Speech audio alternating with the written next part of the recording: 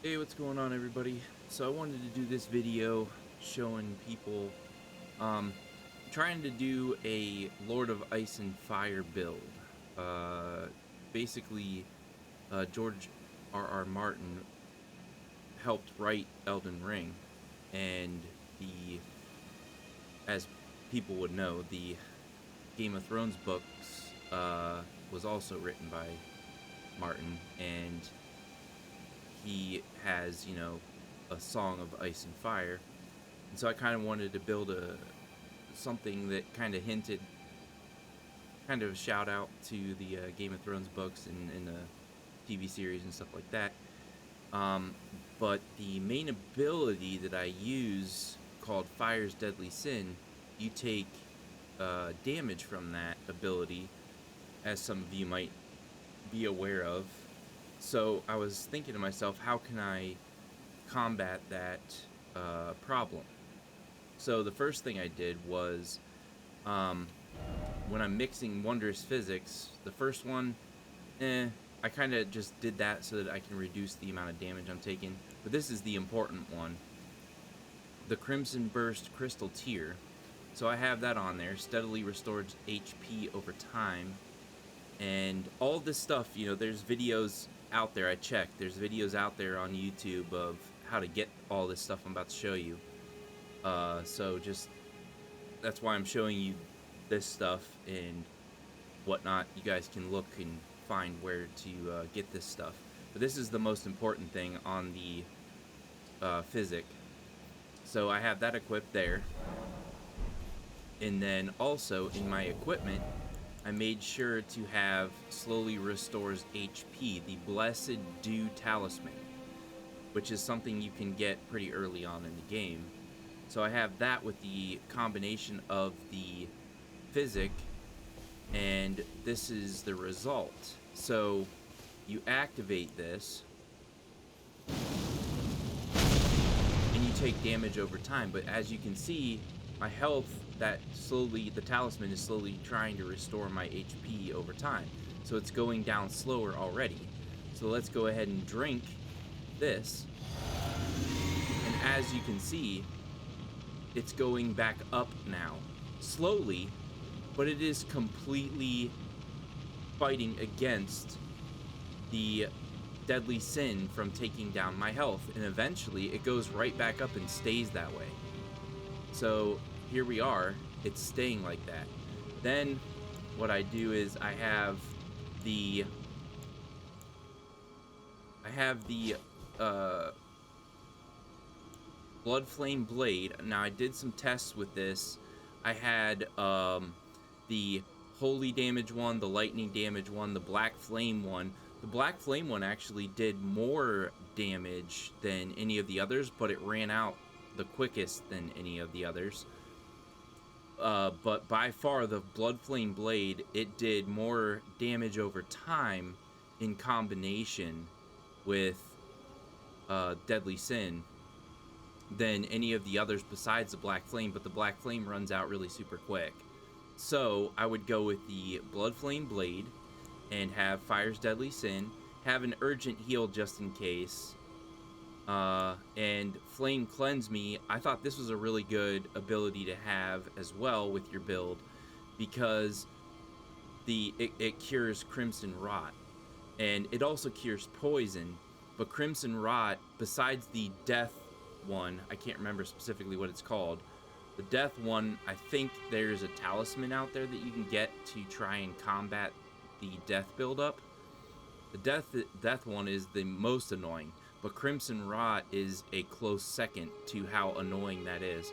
So having the ability to alleviate rot is such a good thing to have. So all I need to use Fire's Deadly Sin, which is the highest out of all of these abilities.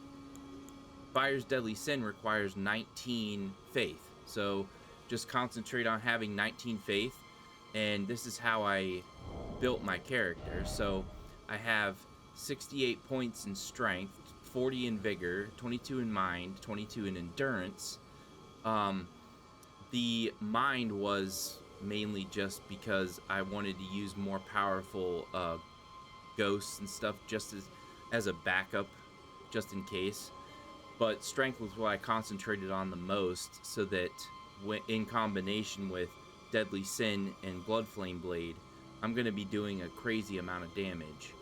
And then 22 Dexterity, so that I can wear all of this stuff without being weighed down. That's why I went to 22, so that I could have a decent amount of armor, specifically robustness, and I could have all of these weapons equipped all at once. Because the concept is, if I'm in a group of enemies, I'm going to go with this in combination with this ability, which is the ice ability. I can't remember what it's called. The Hoarfrost Stomp. You can also look that up. This is an extremely good ability. So what I did was I wanted to have the Lord of Ice and Fire. And so I have one sword that is on my main hand that I use to use the Blood Flame Blade on. But when you have the Hoarfrost Step blade equipped, you can't use the Blood Flame Blade on in combination with the Hoarfrost Step.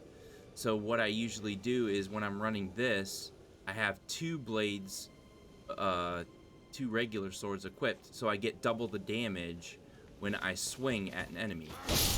And so I'm double swinging with both so that enemy gets the damage from both of my blades, in case somehow there's rare occasions in which I lock on and the enemy is able to outmaneuver me and I can't get that off in time. Then I have the backup of combination of two damages. So when I'm using the ice ability, I have both these swords equipped. When I'm using the fire abilities, I have this and this equipped. And also, this is the Dragon Communion Seal +6. I've upgraded it a few times. But yeah, I have Lord Sorn's Cold Straight Sword +16 with the Hoarfrost Stomp on it. And then I have the Bloodhound Step on this, just in case I need to get out of the way quickly, or I don't want to consume my stamina with dodge rolling. So what I mean is, I do this instead. And so the combination of having this activated, having this activated, and then I'll have to hit one of these. But all those in combination with being able to outmaneuver my enemies, to stay close to them, but manipulate being in front of them so that they don't hit me. So effectively, I can walk right up on them. They take damage from this, but I can also use this if I need to get behind them or whatever, but I can still stay pretty close up to them. Just do that, come around and hit them with one of those. So this was the best build that I could find in combination with the two. And also having the wondrous physics that over here that regenerates HP, and then having the talisman that regenerates HP. It completely counteracts the Fire's Deadly Sin. So that was really all I wanted to do. This is the type of build I'm going for. I have a few more things to find and see if it might effectively make this build better. But yeah, one more time. So I have the Hoarfrost Stomp on my main hand, and then Bloodhound Step, Knight's Heavy Greatsword on my main hand as well. Then I have this as a backup, and also to have two bladed and to have a distance attack, a ranged attack, I have Thunderbolt on there. Just in case there's a rare situation in which I need to target an enemy and hit him. But yeah, and then the Dragon Communion Seal. And with the Dragon Communion Seal, I have Fire's Deadly Sin, an Urgent Heal, Flame Cleanse Me, and Blood Flame Blade. And it just melts through enemies really significantly, whether I'm using the Deadly Sin with Blood Flame Blade or I'm using Hoarfrost Step. That does so much damage to enemies as well. So between the two, it's like, really can't go wrong. And then having the ability to regen HP, even when I'm using Fire's Deadly Sin, I mean, come on, you just really can't go wrong. As long as you know when to switch over to this weapon, or whatever weapon has the step ability on it. And also keep in mind that all of this stuff uses FP. So you're gonna want to have, like, if you're planning on using the ghosts as well in a fight, you're gonna want to have 3 flasks towards the mana, towards the Cerulean Tears. Yeah.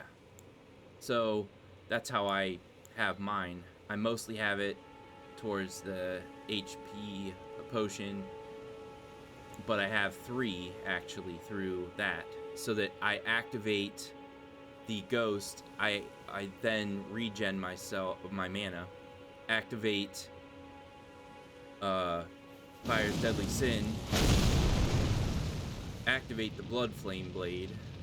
Let me go ahead and regen that again. And then I'll switch it over to Flame Cleanse Me, depending on what I'm fighting, so that I have the option to hit that right away and cleanse my rot or cleanse my poison. And then I can simply just switch over to this. If an enemy is really, really good at keeping a distance from me, then I'll focus on mainly hitting them with that ability. But then, yeah, like, after I've consumed the mana to summon the ghost, I hit one of the flasks. I have more than enough mana to use up all those abilities, to activate all those abilities, or to continue using this a lot. Like, it doesn't consume that much, too much FP. Which is part of the reason why, in my stats, I put my mind up to 22, and that allowed my FP to be 112, which feels like a really, really good balanced amount to have for not all ghosts, but at least the 2 that I use currently, and more than enough mana left over in case I can't hit that flask. I can still activate these abilities as well. So yeah, just wanted to throw that out there to you guys. That's how I have built my character, and I'm really loving it. I'm really loving Elden Ring, and thank you to George R.R. Martin for writing a masterpiece, and that's what I'm going to call my character to show my respect to him, the Lord of Ice and Fire. So there you go, guys.